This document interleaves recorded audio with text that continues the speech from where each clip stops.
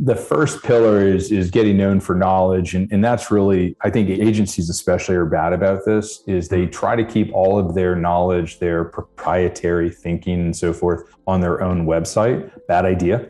Spread that liberally around the internet where people can trip over it and find it as what I call a cobblestone. And then, if you put enough cobblestones together, it's a nice little path back to your agency's website where you can, really let them deep dive and they can, finally make a decision to reach out to you. So that's sort of one. Secondly is, and this to me was really the big, I think sort of where it really gelled for me, was I discovered this concept called Propinquity. It's the science of propinquity. And basically what it says is that the way you form relationships with people is that if you are in closer proximity to that person than someone else, it's the number one predictive variable of the future formation of relationships. It's a combination of proximity, lots of touches, always given opportunities to learn new things, dive deeper into your thinking and your process so that they can finally realize, I want to hire these people. They can help me if and when they get to the point they're ready to go. It's, can you define what the propinquity points are?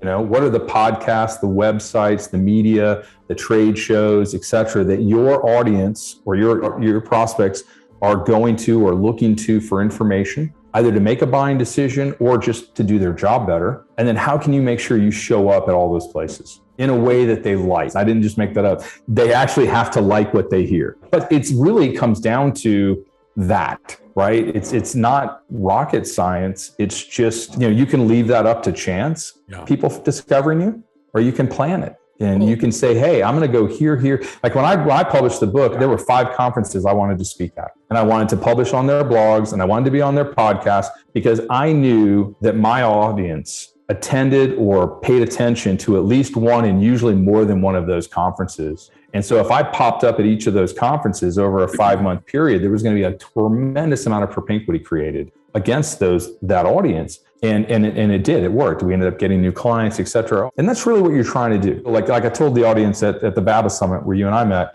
I said, you really, when it comes time for them to make the purchase decision, the agency hiring decision, whatever, you kind of want to be the only voice they hear. Because if you are, you're really hard to ignore and you're going to get the phone call and it's probably going to be a good phone call.